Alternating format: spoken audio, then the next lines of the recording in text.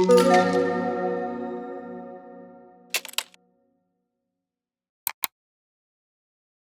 guys, I apologize for the contrast between the last slide and this slide, right? Like the lack of graphics. I put like an emoji there to just add a little bit of color. But basically, like my talk was squeezing the last minute, so like so I just made the slides before the talk. So okay, cool. So my name is Derek. I'm the founder of ZeroDev. So we are a account abstraction company, right? So we have been building a embedded smart wallet. So our customers are applications who want to embed our wallets in order to improve the onboarding and the transaction experience for their users, right? So through ZeroDev, you can sign in with socials, with passkeys, you can sponsor guests for your users, you can automate transactions, you can batch transactions thanks to smart accounts, right? But today I want to talk about chain abstraction. So what I want to talk about is why account abstraction and chain abstraction are actually not two separate topics, but rather account abstraction is actually very integral in enabling chain abstraction, right? So that's the thing that I want to talk about. So from all the talks before, I'm sure everyone has gotten the overall idea that chain abstraction is essentially intents plus solvers, right? So you want to do something on a target chain, and some solver, some liquidity provider will give the liquidity to you on the target chain to help you fulfill the intent. But the key design question in any chain abstraction system is whether you can do better than, like in terms of latency, whether you can do better than having just like adding up the source chain latency with the target chain latency, right? Because of course, like the trivial way to do chain abstraction is simply that, as like a UA wallet, you can, lock your funds or just like, maybe just like pay the solver directly from the source chain. So you wait for the source chain latency. And then once the liquidity provider, the solver, gets your money, they then pay for your order to fulfill your order, right? So you get the source chain latency plus target chain latency.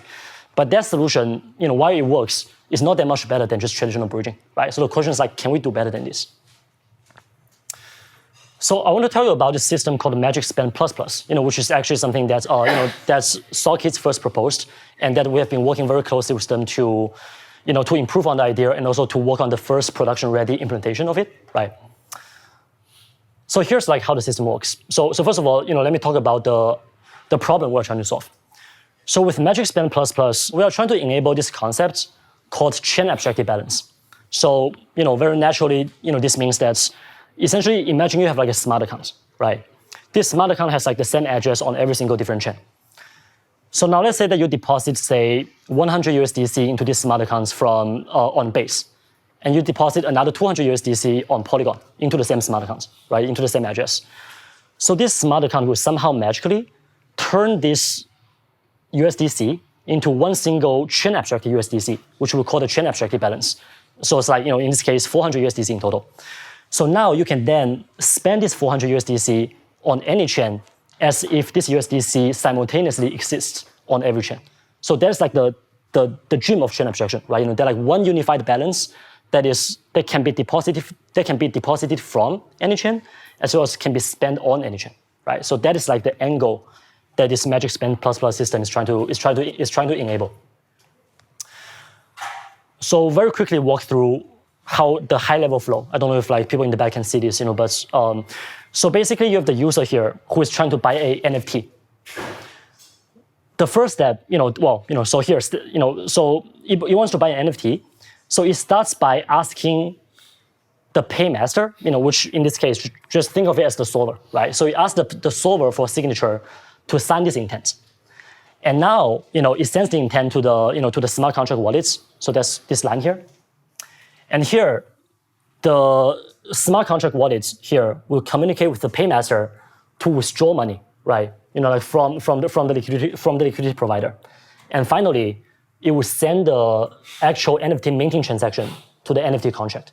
So very high level flow, right? So now I want to tell you why you need smart accounts for this.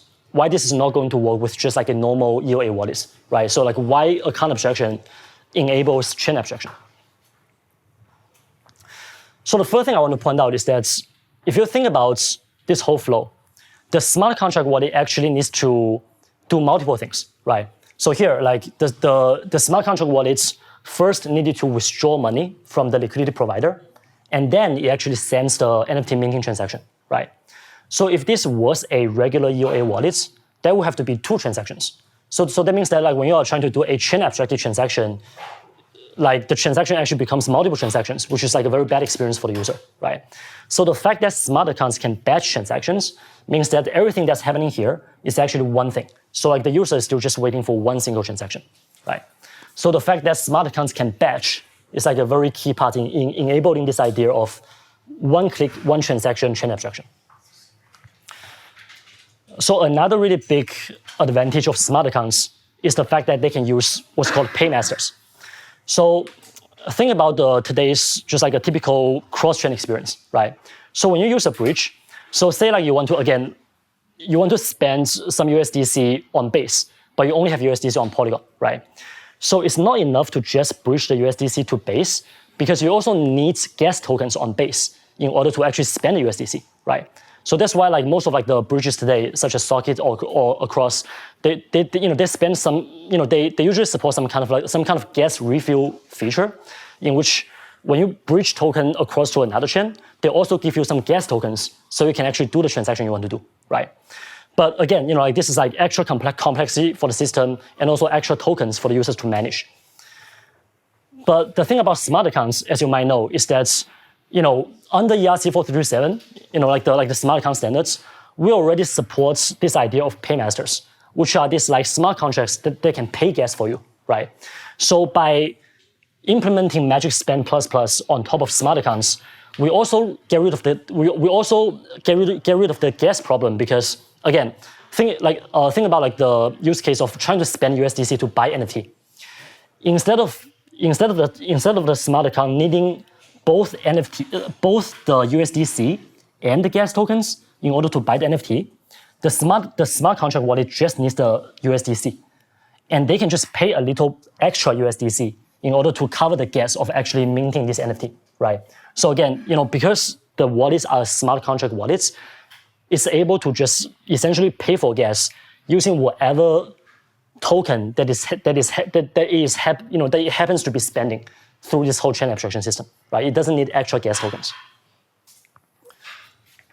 Yeah. So the second reason why, again, smart accounts are particularly good for chain abstraction is because it doesn't need gas. It can just pay for gas with the chain abstracted tokens. So here's like another picture that goes into a little bit of detail of like how MagicSpend++ works.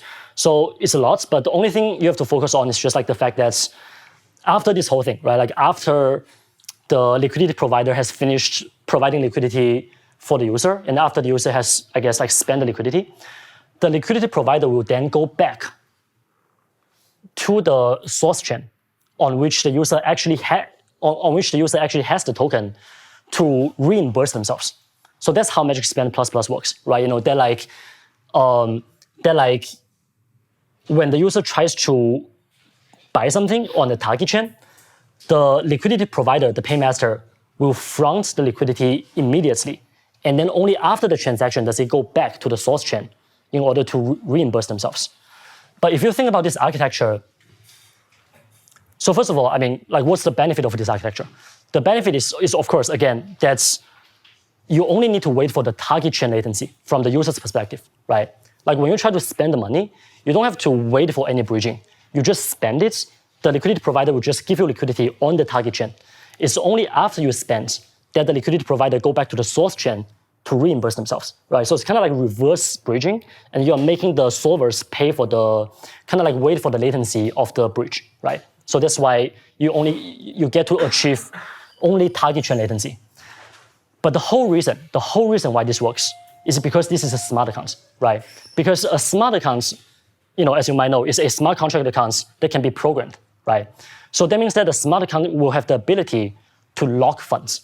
So the smart accounts can provide the guarantee to the solvers that they can front money for the smart accounts, and then the user of the smart account cannot run away with the money after the liquidity provider has already provided liquidity for the smart account, right? So if this was a normal EOA account, there wouldn't be this guarantee, right? Because like the EOA user can just trivially double spend the liquidity provider by waiting for the provider to fulfill its order, and then withdraw the money, right? But by programming the smart accounts with locked funds, we're able to provide the solvers with the guarantee that they can front money for us and repay themselves later. So that's fundamentally why we're able to achieve target chain latency, right? Does that make sense? Cool. Just to recap, 3 reasons why you need smart accounts to enable chain abstraction. 1, batching, so you can do everything in one transaction. 2, paymaster, so that you don't have to, I guess, deal with both the chain abstracted token and the gas token, right? You can just only deal with the chain abstracted token. The third thing is the fact that smart accounts can be programmed to lock funds. So you can provide the guarantees to the solvers that you are not going to run away with the money, right? The last thing that I want to say very quickly is just the fact that smart accounts also has like this idea of programmable permissions, meaning that you can give different people different access to your smart accounts. So for example, I can, let's say I own the smart accounts. I can give the permission to a dApp to only trade on Uniswap, or to only trade on Uniswap for me, and then another dApp can only trade on Uniswap, can only trade on OpenSea for me, for example, right? So in this case, permissions, or what I call automated bookkeeping, is very important because in this system, there will be a lot of like interactions between the smart accounts and the chain abstracted system that can be automated by third parties. So instead of requiring the user to manually sign every transaction, the user can actually just create permissions for third-party services to automate the actions for them. So one example is just withdrawal, right? So withdrawing from this system. So again, like I said, the whole reason why this system works is because the funds can be locked inside the smart accounts. So when the user wants to unlock the funds, they need to wait for like a time delay. That's why it's safe, right? So with permissions, the user doesn't have to withdraw and then wait for a long time and then come back later to remember to claim it. The act of claiming the funds can be done automatically by another bookkeeper. And that is only possible because this is a smart account that can give permissions to other services to perform certain actions for them, right? So that's like the last points that I'm trying to make here. Again, to summarize, this whole thing achieves this really, really great dream of chain abstracted balance, right? A single unified balance that you can deposit from any chain and spend on any chain. So the last thing I would say is just that like this whole thing is like super cutting edge. It's currently in private alpha. If anyone's building something that might make use of this system, please get in touch. I'll be around. This is my TG. With me, you can get in touch with me, with VC, or from the Socket team. So that's my talk. Thank you. Yeah.